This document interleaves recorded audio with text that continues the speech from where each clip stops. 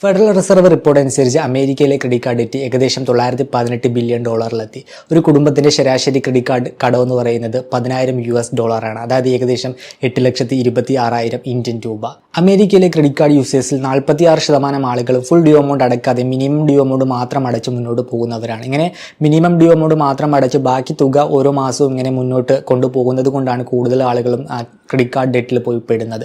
ഇതിപ്പോൾ അമേരിക്കയിലെ മാത്രം സ്ഥിതിയല്ല, ലോകത്തിലെ ഒട്ടുമിക്ക രാജ്യങ്ങളിലും നോക്കിക്കഴിഞ്ഞാൽ ഇതേ അവസ്ഥ നമുക്ക് കാണുവാനായിട്ട് സാധിക്കും. ഉദാഹരണമായിട്ട് സൗത്ത് കൊറിയ നോക്കിക്കഴിഞ്ഞാൽ സൗത്ത് കൊറിയയിലും ക്രെഡിറ്റ് കാർഡ് യൂസേഴ്സിൽ ഭൂരിഭാഗം ആളുകളും ക്രെഡിറ്റ് കാർഡ് ഡെറ്റിൽ പെട്ടിരിക്കുകയാണ്. നമ്മുടെ രാജ്യത്തും ഇതുപോലുള്ള ഒരു സാഹചര്യം വിദൂരമല്ല. വൈകാതെ തന്നെ ഇത്തരത്തിലുള്ള സാഹചര്യം നമുക്കും പ്രതീക്ഷിക്കാം. ഇപ്പോൾ ഇന്ത്യയിൽ ക്രെഡിറ്റ് കാർഡ് സെഗ്മെന്റ് എന്ന് പറയുന്നത് ഒരു ഗ്രോത്ത് സ്റ്റേജിലാണ്. ഒരു 2-3 വർഷമായി കാണും എല്ലാ ആളുകളിലേക്കും ക്രെഡിറ്റ് കാർഡ് എത്താനായിട്ട് തുടങ്ങിയിട്ട്. അതിന് മുമ്പ് വരെ എല്ലാവർക്കും ക്രെഡിറ്റ് കാർഡ് കിട്ടിയിരുന്നില്ല. ഇൻകം പ്രൂഫൊക്കെ വെച്ച് എലിജിബിൾ ആയിട്ടുള്ള ആളുകൾക്ക് മാത്രമാണ് ക്രെഡിറ്റ് കാർഡ് കിട്ടിയിരുന്നത്. എന്നാൽ ഇന്നത്തെ സിറ്റുവേഷൻ അങ്ങനെയല്ല. ഇന്നിപ്പോൾ 18 വയസ്സിന് മുകളിലുണ്ട്, അത്യാവശ്യം നല്ല ക്രെഡിറ്റ് റിപ്പോർട്ട് ഉണ്ടെങ്കിൽ ബാങ്കുകൾ പ്രീ അപ്രൂവ്ഡ് ആയിട്ട് തന്നെ ക്രെഡിറ്റ് കാർഡുകൾ ഇഷ്യൂ ചെയ്ത് നൽകുന്നുണ്ട്. അതിൽ സ്റ്റുഡൻസും പെടുന്നുണ്ട്. സ്റ്റുഡൻസിന് അവർക്ക് ജോലി ഇല്ലെങ്കിൽ കൂടി പല ബാങ്കുകളും ഇപ്പോൾ പ്രീ അപ്രൂവ്ഡ് ആയിട്ട് അവർക്കും ക്രെഡിറ്റ് കാർഡുകൾ നൽകുന്നുണ്ട്. 2023 ഏപ്രിൽ വരെയുള്ള റിപ്പോർട്ട് അനുസരിച്ച് ഇന്ത്യയിലെ ആക്റ്റീവ് ക്രെഡിറ്റ് കാർഡ് യൂസേഴ്സ് എന്ന് പറയുന്നത് ഏകദേശം 8.7 crore ആണ്.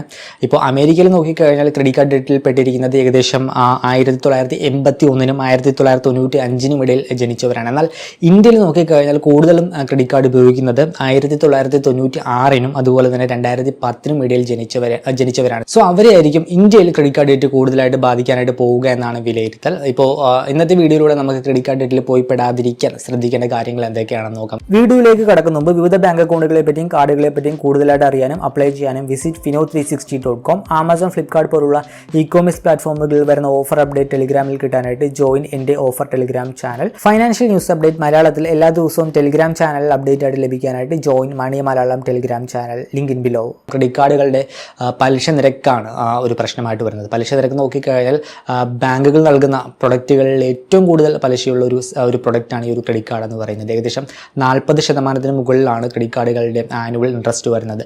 പേഴ്സണൽ ലോണിൻ്റെ ഇൻട്രസ്റ്റ് പോലും ഏകദേശം 20% താഴെ മാത്രമാണ് ബാങ്കുകളിൽ നമുക്ക് വരുന്നത്. പക്ഷേ ക്രെഡിറ്റ് കാർഡുകളുടെ പലിശ നിരക്ക് വളരെ ഉയർന്നതാണ്. അതുകൊണ്ടാണ് നമ്മൾ ഈ ഒരു ഡെറ്റ് ട്രാപ്പിൽ പെട്ട് കഴിഞ്ഞാൽ നമുക്ക് തിരിച്ചു വരാൻ പറ്റാത്ത വിധം നമ്മൾ ആ ഒരു ട്രാപ്പിൽ പെട്ട് പോകുന്നത്. എന്നാൽ ക്രെഡിറ്റ് കാർഡ് പൂർണ്ണമായിട്ടും ഒരു റോങ് പ്രൊഡക്റ്റ് ആണെന്നല്ല പറയുന്നത്. നമ്മളത് ശരിയായിട്ട് ഉപയോഗിച്ച് കഴിഞ്ഞാൽ നമുക്ക് നല്ലൊരു ബെനിഫിറ്റ് നൽകുന്ന ഒരു ടൂൾ തന്നെയാണ് ഈ ഒരു ക്രെഡിറ്റ് കാർഡ് എന്ന് പറയുന്നത്. പക്ഷേ തെറ്റായിട്ട് ഉപയോഗിക്കുന്നത് കൊണ്ടാണ് പലപ്പോഴും നമുക്ക് അത് പ്രശ്നമായിട്ട് മാറുന്നത്. അങ്ങനെ തെറ്റ് സംഭവിക്കാതിരിക്കാൻ ശ്രദ്ധിക്കേണ്ട കാര്യങ്ങൾ നോക്കാം. ഒന്നാമതായിട്ട് നിങ്ങൾക്ക് ഓവർ സ്പെൻഡിങ് ഹാബിറ്റ് ഉണ്ട്, അതുപോലെ തന്നെ നിങ്ങൾക്ക് സെൽഫ് കൺട്രോൾ ഇല്ലാത്തൊരു വ്യക്തിയാണെങ്കിൽ ക്രെഡിറ്റ് കാർഡ് ഉപയോഗിക്കുന്നത് ഒഴിവാക്കുന്നതാണ് നല്ലത്. കാരണം നമ്മുടെ അക്കൗണ്ടിൽ പണമില്ലെങ്കിൽ നമ്മുടെ ക്രെഡിറ്റ് കാർഡിൽ ഫണ്ട് ഉണ്ടെങ്കിൽ ഓവർ സ്പെൻഡിങ് ഹാബിറ്റ് ഉള്ള ഒരു വ്യക്തിയാണെങ്കിൽ ക്രെഡിറ്റ് കാർഡിലെ ഫണ്ട് ഉപയോഗിച്ച് സ്പെൻഡ് ചെയ്യും. പിന്നീട് ക്രെഡിറ്റ് കാർഡ് ബില്ല് വന്നതിന് ശേഷം അത് അടക്കാൻ സാധിക്കാതെ വരികയും പലരിൽ നിന്ന് കടം വാങ്ങിയൊക്കെ ക്രെഡിറ്റ് കാർഡ് ബില്ല് അടയ്ക്കേണ്ട ഒരു അവസ്ഥ വരികയും ചെയ്യും. ഇല്ലെങ്കിൽ മിനിമം ഡ്യൂ എമൗണ്ട് അടച്ച് മുന്നോട്ട് പോകേണ്ടതായിട്ട് വരും. അങ്ങനെ കുറേ നാളുകൾ കഴിയാൻ നേരത്ത് നമ്മൾ ഡെറ്റ് ട്രാപ്പിൽ പോയി പെടാനുള്ള സാധ്യതയുണ്ട്. സോ ഓവർ സ്പെൻഡിങ് ഹാബിറ്റ് ഉള്ളവർ, അതുപോലെ തന്നെ സെൽഫ് കൺട്രോൾ ഇല്ലാത്തൊരു വ്യക്തിയാണെങ്കിൽ ക്രെഡിറ്റ് കാർഡ് ഉപയോഗിക്കുന്നത് ഒഴിവാക്കുന്നതാണ് ഏറ്റവും നല്ലത്.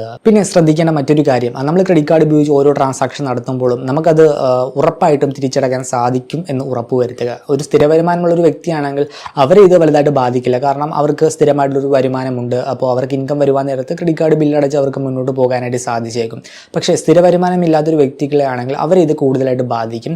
അവർ ക്രെഡിറ്റ് കാർഡ് ഉണ്ട് എന്നുള്ളൊരു ധൈര്യത്തിൽ പല ആവശ്യങ്ങൾക്കും സ്പെൻഡ് ചെയ്യും. എന്നാൽ അവർക്ക് വിചാരിച്ച ഇൻകം വന്നില്ല എന്നുണ്ടെങ്കിൽ ക്രെഡിറ്റ് കാർഡ് ബില്ലടക്കാൻ പറ്റാതെ അവർ ട്രാപ്പിൽ പോയി പെടാനുള്ള സാധ്യതയുണ്ട്. സോ സ്ഥിര വരുമാനം ഇല്ലാത്തൊരു വ്യക്തിയാണെങ്കിൽ ക്രെഡിറ്റ് കാർഡ് സൂക്ഷിച്ച് കൈകാര്യം ചെയ്യുക. നമ്മൾ ക്രെഡിറ്റ് കാർഡ് ഉപയോഗിച്ച് ഓരോ ട്രാൻസാക്ഷൻ നടത്തുമ്പോഴും നമുക്ക് ആ ഒരു സ്പെൻഡ് ചെയ്യുന്ന തുക ഡ്യൂ ഡേറ്റിന് മുമ്പായിട്ട് കംപ്ലീറ്റ് ആയിട്ട് റീപേ ചെയ്യാൻ പറ്റുമെന്ന് ഉറപ്പുവരുത്തുക. പിന്നെ ശ്രദ്ധിക്കേണ്ട വളരെ ഇമ്പോർട്ടൻ്റ് ആയിട്ടുള്ള ഒരു കാര്യമാണ് ഓഫേഴ്സിനും അതുപോലെ തന്നെ റിവാർഡ് പോയിന്റിനും വേണ്ടി ക്രെഡിറ്റ് കാർഡ് ഉപയോഗിച്ച് സ്പെൻഡ് ചെയ്യാതിരിക്കുക. ക്രെഡിറ്റ് കാർഡുകളുടെ ഏറ്റവും വലിയൊരു അട്രാക്ഷനാണ് നമുക്ക് റിവാർഡ് പോയിന്റും ക്യാഷ് ബാക്ക് ഒക്കെ കിട്ടുന്നത്. അത് ആക്ച്വലി വളരെ മികച്ചൊരു ഫീച്ചർ തന്നെയാണ്. നമുക്ക് എന്തെങ്കിലും ട്രാൻസാക്ഷൻ നടത്തേണ്ട ഒരു സിറ്റുവേഷൻ വരുമ്പോൾ അത് ക്രെഡിറ്റ് കാർഡ് ഉപയോഗിച്ച് നടത്തി നമുക്ക് റിവാർഡ് പോയിന്റ് അല്ലെങ്കിൽ ക്യാഷ് ബാക്ക് ബെനിഫിറ്റ് നേടാനായിട്ട് സാധിക്കും. എന്നാൽ പലരും ഈ ക്രെഡിറ്റ് കാർഡിൽ ലഭ്യമായിട്ടുള്ള ക്യാഷ് ബാക്ക് നേടുന്നതിനും അല്ലെങ്കിൽ റിവാർഡ് പോയിന്റ് നേടുന്നതിനും വേണ്ടി ഒരാവശ്യവും ഇല്ലെങ്കിലും ക്രെഡിറ്റ് കാർഡ് ഉപയോഗിച്ച് സ്പെൻഡ് ചെയ്യുന്നുണ്ട്. അങ്ങനെ കുറേയധികം ആളുകളെ നമുക്ക് കാണുവാനായിട്ട് സാധിക്കും. അത് തെറ്റായിട്ടുള്ളൊരു ശീലമാണ്. നമുക്ക് ആവശ്യമുണ്ടെങ്കിൽ മാത്രം ക്രെഡിറ്റ് കാർഡ് ഉപയോഗിച്ച് സ്പെൻഡ് ചെയ്യുക, അല്ലാതെ ക്യാഷ് ബാക്കും റിവാർഡ് പോയിന്റും നേടുന്നതിന് വേണ്ടി ക്രെഡിറ്റ് കാർഡ് ഉപയോഗിച്ച് സ്പെൻഡ് ചെയ്യാതിരിക്കുക. അങ്ങനെ സ്പെൻഡ് ചെയ്യുന്നത് ഒരു തെറ്റായിട്ടുള്ള ശീലമാണ്. അങ്ങനെ സ്പെൻഡ് ചെയ്ത് കഴിഞ്ഞാൽ ഓവർ എ പീരീഡ് ഓഫ് ടൈമിൽ നമ്മൾ ഡെറ്റ് ട്രാപ്പിൽ പോയി പെടാനുള്ള സാധ്യത വളരെ കൂടുതലാണ്. പിന്നെ ക്രെഡിറ്റ് കാർഡുകളിലുള്ള മറ്റൊരു ഫീച്ചറാണ് മൈൽ സ്റ്റോൺ ബെനിഫിറ്റ്. ആനുവലി നമ്മൾ ഇത്ര ലക്ഷം സ്പെൻഡ് ചെയ്ത് കഴിഞ്ഞാൽ നമുക്ക് ഇത്ര റിവാർഡ് പോയിന്റ് കിട്ടും, ഇല്ലെങ്കിൽ ഇന്ന ഇന്ന ബെനിഫിറ്റ് കിട്ടും എന്നൊക്കെ നമുക്ക് പല ക്രെഡിറ്റ് കാർഡുകളിലും കാണുവാനായിട്ട് സാധിക്കും. ഇത് ഫോളോ ചെയ്യുന്ന പല ആളുകളും ഉണ്ട്. ഈ മൈൽ സ്റ്റോൺ ബെനിഫിറ്റ് അച്ചീവ് ചെയ്യാനായിട്ട് ഒരു ആവശ്യമില്ലെങ്കിലും മന്ത്ലി ക്രെഡിറ്റ് കാർഡ് ഉപയോഗിച്ച് അങ്ങ് സ്പെൻഡ് ചെയ്യുകയാണ് ചെയ്യുന്നത്. അതും തെറ്റായിട്ടുള്ള ഒരു ശീലമാണ്. Mile stone benefit, cash back, reward point അതൊക്കെ ക്രെഡിറ്റ് കാർഡിൻ്റെ ഭാഗമാണ്. അത് അവിടെ കിടക്കട്ടെ. ആക്ച്വലി ഇങ്ങനെയുള്ള ഫീച്ചേഴ്സൊക്കെ ക്രെഡിറ്റ് കാർഡിൽ ഇംപ്ലിമെൻറ്റ് ചെയ്തിരിക്കുന്നത് തന്നെ നമ്മളെ കൊണ്ട് സ്പെൻഡ് ചെയ്യാനായിട്ട് ഇങ്ങനെ പ്രേരിപ്പിക്കാൻ വേണ്ടിയാണ്. നമ്മളിങ്ങനെ ക്യാഷ് ബാക്കും റിവാർഡ് പോയിന്റും മൈൽ സ്റ്റോൺ ബെനിഫിറ്റൊക്കെ കാണുമ്പോൾ നമ്മളിങ്ങനെ സ്പെൻഡ് ചെയ്യും, അറിയാതെ സ്പെൻഡ് ചെയ്ത് പോകും. അങ്ങനെയുള്ളൊരു ഫീച്ചറായിട്ടാണ് ക്രെഡിറ്റ് കാർഡുകളിൽ ഇതെല്ലാം കൊണ്ടുവന്നിരിക്കുന്നത്. അല്ലാതെ നമുക്കത് ഗുണകരമായിട്ട് മാറാനല്ല ക്രെഡിറ്റ് കാർഡുകളിൽ അത് ഇംപ്ലിമെൻറ്റ് ചെയ്തിരിക്കുന്നതെന്ന് മനസ്സിലാക്കുക. നമുക്കത് ബെനിഫിറ്റായിട്ട് ഉപയോഗിക്കാനായിട്ട് സാധിക്കും. നമുക്ക് ആക്ച്വലി സ്പെൻഡ് ചെയ്യേണ്ട ഒരു ആവശ്യകത ഉണ്ട്. അപ്പോൾ ആ ഒരു സിറ്റുവേഷനിൽ നമുക്ക് ക്രെഡിറ്റ് കാർഡ് ഉപയോഗിച്ച് സ്പെൻഡ് ചെയ്ത് ക്യാഷ് ബാക്ക് അല്ലെങ്കിൽ റിവാർഡ് പോയിന്റ് നേടാം. അതുപോലെ തന്നെ മൈൽ സ്റ്റോൺ ബെനിഫിറ്റ് അച്ചീവ് ചെയ്തെടുക്കാം. അതിൽ യാതൊരു തെറ്റുമില്ല. പക്ഷേ ക്യാഷ് ബാക്ക്, റിവാർഡ് പോയിന്റ് അല്ലെങ്കിൽ മൈൽ സ്റ്റോൺ ബെനിഫിറ്റ് നേടുന്നതിന് വേണ്ടി ക്രെഡിറ്റ് കാർഡ് ഉപയോഗിച്ച് സ്പെൻഡ് ചെയ്യാനായിട്ട് നിൽക്കരുത്. നമ്മൾ ഓരോ തവണ ക്രെഡിറ്റ് കാർഡ് ഉപയോഗിച്ച് ട്രാൻസാക്ഷൻ നടത്തുമ്പോഴും ക്രെഡിറ്റ് കാർഡ് കമ്പനികൾക്ക് അതിലൂടെ വരുമാനം നേടാനായിട്ട് സാധിക്കുന്നുണ്ട്. അതുകൊണ്ടാണ് ഇങ്ങനെയുള്ള ഫീച്ചേഴ്സൊക്കെ വെച്ച് നമ്മളെ കൊണ്ട് ക്രെഡിറ്റ് കാർഡ് ഉപയോഗിക്കാനായിട്ട് പ്രേരിപ്പിക്കുന്നത്. ക്രെഡിറ്റ് കാർഡ് കമ്പനികൾ ഏതൊക്കെ രീതിയിലാണ് വരുമാനം നേടുന്നത് എന്നതിനെപ്പറ്റി ഒരു ഡീറ്റെയിൽഡ് വീഡിയോ ഇതിനു മുമ്പ് ചെയ്തിട്ടുണ്ട്. ഇതാണ് ആ ഒരു വീഡിയോ കണ്ടു കഴിഞ്ഞാൽ നിങ്ങൾക്ക് ഡീറ്റെയിൽ ആയിട്ട് ക്രെഡിറ്റ് കാർഡ് കമ്പനികൾ ഏതൊക്കെ രീതിയിലാണ് വരുമാനം ഉണ്ടാക്കുന്നത് എന്ന് മനസ്സിലാക്കാനായി സാധിക്കും. ലിങ്ക് ഐ ബട്ടണിൽ ആഡ് ചെയ്യുന്നുണ്ട്. പിന്നെ ശ്രദ്ധിക്കണം മറ്റൊരു കാര്യമാണ് മൾട്ടിപ്പിൾ ക്രെഡിറ്റ് കാർഡ്. ആവശ്യമുണ്ടെങ്കിൽ മാത്രം മൾട്ടിപ്പിൾ ക്രെഡിറ്റ് കാർഡുകൾ ഉപയോഗിക്കുക. പ്രത്യേകിച്ച് ആദ്യമായിട്ട് ക്രെഡിറ്റ് കാർഡ് ഉപയോഗിക്കാൻ തുടങ്ങുന്ന ഒരു വ്യക്തിയാണെങ്കിൽ ക്രെഡിറ്റ് കാർഡ് എടുത്തൊരു 1-2 വർഷമൊക്കെ ഉപയോഗിച്ചതിന് ശേഷം മാത്രം മൾട്ടിപ്പിൾ ക്രെഡിറ്റ് കാർഡ് വേണമെങ്കിൽ ഓപ്റ്റ് ചെയ്യുക. അല്ലാതെ ഒരു കാർഡ് എടുത്ത് തൊട്ടടുത്ത മാസം തന്നെ വേറൊരു കാർഡ് എടുക്കാനായിട്ട് നിൽക്കരുത്. അങ്ങനെയൊക്കെ ഉപയോഗിക്കുന്നത് പലപ്പോഴും നമ്മളെ ക്രെഡിറ്റ് കാർഡ് ഡെറ്റിൽ കൊണ്ടുപോയി പെടുത്തും. കാരണം നമുക്ക് ക്രെഡിറ്റ് കാർഡ് ഉപയോഗിച്ച് സ്പെൻഡ് ചെയ്ത ശേഷം റീപേ ചെയ്യാനായിട്ട് പണമില്ലെങ്കിൽ നമ്മൾ മറ്റേ ക്രെഡിറ്റ് കാർഡിൽ നിന്നും ഫണ്ട് ഏതെങ്കിലും രീതിയിൽ അക്കൗണ്ടിലേക്ക് വലിച്ചിട്ട് ആദ്യത്തെ ക്രെഡിറ്റ് കാർഡിൻ്റെ ബില്ലടക്കും. അപ്പോൾ അങ്ങനെയുള്ളൊരു ലൈഫ് സ്റ്റൈലിലേക്ക് നമ്മൾ പോയി പെടാനുള്ള സാധ്യതയുണ്ട്. അങ്ങനെ ഒരു ലൈഫ് സ്റ്റൈലിലേക്ക് പോയി പെട്ട് കഴിഞ്ഞാൽ പിന്നെ അതിൽ നിന്നും തിരിച്ച് ഊരിപ്പോരാനായിട്ട് വലിയ പാടാണ്. നമ്മളിങ്ങനെ റോൾ ചെയ്തുകൊണ്ടിരിക്കും. ഒരു ക്രെഡിറ്റ് കാർഡിൽ നിന്നും പൈസ എടുത്ത് മറ്റേ ക്രെഡിറ്റ് കാർഡിൽ അടക്കും, അതിൽ നിന്നെടുത്ത് ഇതിൽ അടക്കും. അപ്പോൾ അങ്ങനെ ചെയ്യുന്ന നിരവധി ആളുകളുണ്ട്. പേഴ്സണലി എനിക്കറിയാവുന്ന കുറേയധികം ആളുകളുണ്ട്. സോ അതും ഒരു ട്രാപ്പാണ്. നമ്മൾ അതിൽ പോയി പെട്ട് കഴിഞ്ഞാൽ തിരിച്ച് പോരാനായിട്ട് ഒരു ബുദ്ധിമുട്ടാണ്.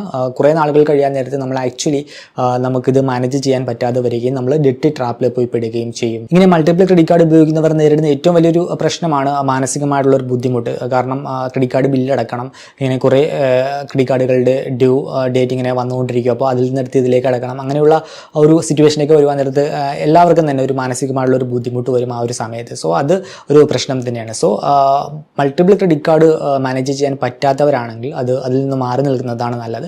ഒരു 1-2 ക്രെഡിറ്റ് കാർഡുകൾ ഉപയോഗിക്കുക. അതിൽ കൂടുതൽ ക്രെഡിറ്റ് കാർഡ് എടുക്കാതിരിക്കുക. പിന്നെ ക്രെഡിറ്റ് കാർഡ് ഉപയോഗിക്കുന്നവർ ഫോളോ ചെയ്യേണ്ട ഗോൾഡൻ റൂളാണ് എപ്പോഴും ഫുൾ ഡ്യൂ എമൗണ്ട് അടക്കുക. നമ്മുടെ ക്രെഡിറ്റ് കാർഡ് ബില്ല് നോക്കിക്കഴിഞ്ഞാൽ നമുക്ക് 2 എമൗണ്ട് കാണുവാനായിട്ട് സാധിക്കും. ഒന്ന് മിനിമം ഡ്യൂ എമൗണ്ട്, മറ്റൊന്ന് ഫുൾ ഡ്യൂ എമൗണ്ട്. ഇതിലെപ്പോഴും ഫുൾ ഡ്യൂ എമൗണ്ട് അടക്കുക. ഫുൾ ഡ്യൂ എമൗണ്ട് അടച്ചു കഴിഞ്ഞാൽ നമുക്ക് പ്രത്യേകിച്ച് എക്സ്ട്രാ ചാർജ് ഒന്നും നൽകേണ്ടി വരത്തില്ല, പലിശ നൽകേണ്ട, ലേറ്റ് പേയ്മെൻറ്റ് ഫീസ് വരുന്നില്ല. ഇതെല്ലാം തന്നെ ഡ്യൂ ഡേറ്റിന് മുമ്പായിട്ട് റീപേ ചെയ്യാനും ശ്രദ്ധിക്കണം. എന്നാൽ മിനിമം ഡ്യൂ എമൗണ്ട് അടച്ചു കഴിഞ്ഞാൽ നമുക്ക് ലേറ്റ് പേയ്മെൻറ്റ് ഫീസ് ഒഴിവാക്കി കിട്ടും. പക്ഷേ നമ്മൾ ബാക്കി അടക്കാനുള്ള എമൗണ്ടിന് നമ്മൾ പലിശ നൽകേണ്ടതായിട്ട് വരും. അപ്പോൾ ഇങ്ങനെ മിനിമം ഡ്യൂ എമൗണ്ട് മാത്രം അടച്ച് മുന്നോട്ട് പോകുന്നതാണ് ഇപ്പോൾ അമേരിക്കയിലായാലും സൗത്ത് കൊറിയയിലായാലും ആളുകളെ കടക്കെണിയിൽ കൊണ്ടുപോയി പെടുത്തുന്നത്. അതുകൊണ്ട് തന്നെ ക്രെഡിറ്റ് കാർഡ് ഉപയോഗിക്കുന്നവരാണെങ്കിൽ എപ്പോഴും ഫുൾ ഡ്യൂ എമൗണ്ട് അടക്കുക ഡ്യൂ ഡേറ്റിന് മുമ്പായിട്ട്. പിന്നെ ശ്രദ്ധിക്കേണ്ട മറ്റൊരു കാര്യമാണ് ഒരു എമർജൻസി ഫണ്ട് കീപ്പ് ചെയ്യുക. അത് ക്രെഡിറ്റ് കാർഡിൻ്റെ കാര്യത്തിൽ മാത്രമല്ല, ലൈഫിൽ ഒരു എമർജൻസി ഫണ്ട് എപ്പോഴും നല്ലതാണ്. നമ്മുടെ ലൈഫിൽ ഒരു അൺഎക്സ്പെക്റ്റഡ് സിറ്റുവേഷൻ വന്നു കഴിഞ്ഞാൽ നമുക്ക് ആ ഒരു സിറ്റുവേഷൻ എമർജൻസി ഫണ്ട് ഉപയോഗിച്ച് മാനേജ് ചെയ്യാനായിട്ട് സാധിക്കും. നിങ്ങളുടെ മന്ത്ലി സാലറിയുടെ 6 ഇരട്ടിയെങ്കിലും ഒരു എമർജൻസി ഫണ്ടായിട്ട് എപ്പോഴും കീപ്പ് ചെയ്യുക. അങ്ങനെ എമർജൻസി ഫണ്ട് ഉണ്ടെങ്കിൽ അതൊരു സേഫ്റ്റി നെറ്റായിട്ട് ആക്ട് ചെയ്യും. എങ്ങനെ നമ്മളൊരു ക്രെഡിറ്റ് കാർഡ് ഡെറ്റിൽ പോയി പെട്ട് കഴിഞ്ഞാൽ, അതായത് ഫുൾ ഡ്യൂ എമൗണ്ട് അടക്കാൻ പറ്റാത്തൊരു സാഹചര്യം വന്നു കഴിഞ്ഞാൽ നമുക്ക് ഈ ഒരു എമർജൻസി ഫണ്ട് ഉപയോഗിച്ച് ആ ഒരു ഡെറ്റ് മാനേജ് ചെയ്യാനായിട്ട് സാധിക്കും. സോ ക്രെഡിറ്റ് കാർഡ് ഉപയോഗിക്കുന്നവരാണെങ്കിൽ പ്രത്യേകിച്ച് ഒരു എമർജൻസി ഫണ്ട് കീപ്പ് ചെയ്യുന്നത് എപ്പോഴും നല്ലതാണ്. പിന്നെ ശ്രദ്ധിക്കേണ്ട മറ്റൊരു കാര്യമാണ് ഉപയോഗമില്ലാത്ത ക്രെഡിറ്റ് കാർഡുകൾ ക്ലോസ് ചെയ്യുക നോക്കിയിട്ട്. നമ്മൾ വെറുതെ വെച്ച് കഴിഞ്ഞാൽ അതിനകത്ത് എന്തെങ്കിലും ചാർജ് ഒക്കെ എടുത്തില്ലെങ്കിൽ എന്തെങ്കിലും ഫ്രോഡ് ആക്ടിവിറ്റി നടന്ന് ഫണ്ട് പോയിട്ടുണ്ട്, നമ്മൾ സ്റ്റേറ്റ്മെൻറ്റ് കൃത്യമായിട്ട് പരിശോധിച്ചില്ല എന്നുണ്ടെങ്കിൽ ആ ഒരു എമൗണ്ട് ബില്ലായിട്ട് ജനറേറ്റ് ആയിട്ട് അതവിടെ ഡ്യൂ ആയിട്ട് കിടക്കും. നമ്മൾ ശ്രദ്ധിക്കില്ല. അപ്പോൾ അത് ലേറ്റ് പേയ്മെൻറ്റ് ഫീസും പലിശയൊക്കെ കൂടി ഇങ്ങനെ കിടക്കും. അവസാനം നമ്മൾ നോക്കുമ്പോൾ അത് വലിയ എമൗണ്ടായിട്ട് മാറിയിട്ടുണ്ടാകും. സോ ഉപയോഗമില്ലാത്ത ക്രെഡിറ്റ് കാർഡുകളാണെങ്കിൽ അത് ടൈം ടു ടൈം ക്ലോസ് ചെയ്യുന്നതാണ് ഏറ്റവും ബെറ്റർ. പിന്നെ ശ്രദ്ധിക്കേണ്ട മറ്റൊരു കാര്യമാണ് ATM വഴി ക്യാഷ് വിഡ്രോ ചെയ്യാതിരിക്കുക. ക്രെഡിറ്റ് കാർഡുകളാണെങ്കിൽ ATM വഴി ക്യാഷ് വിഡ്രോ ചെയ്ത് കഴിഞ്ഞാൽ പലതരത്തിലുള്ള ചാർജ് ഈടാക്കും. ഒന്ന് ക്യാഷ് വിഡ്രോവൽ ചാർജ് ഈടാക്കും. മറ്റൊന്ന് നമ്മൾ ക്യാഷ് വിഡ്രോ ചെയ്യുന്ന തീയതി മുതൽ തിരിച്ചടക്കുന്ന തീയതി വരെ നമ്മൾ പലിശ കൊടുക്കേണ്ടതായിട്ട് വരും. അതുകൊണ്ട് ക്രെഡിറ്റ് കാർഡ് ഉപയോഗിച്ച് ഒരിക്കലും ATM വഴി ക്യാഷ് വിഡ്രോ ചെയ്യാതിരിക്കുക. നിങ്ങളൊരു ക്രെഡിറ്റ് കാർഡ് യൂസർ ആണെങ്കിൽ നിങ്ങളുടെ എക്സ്പീരിയൻസ് കമൻറ്റായിട്ട് രേഖപ്പെടുത്തുക. ഈ ഒരു വീഡിയോ ഇഷ്ടമായെന്ന് കരുതുന്നു. മറ്റൊരു വീഡിയോയിൽ മറ്റൊരു ടോപ്പിക്കുമായി കണ്ടുമുട്ടാവുന്ന പ്രതീക്ഷയോടുകൂടി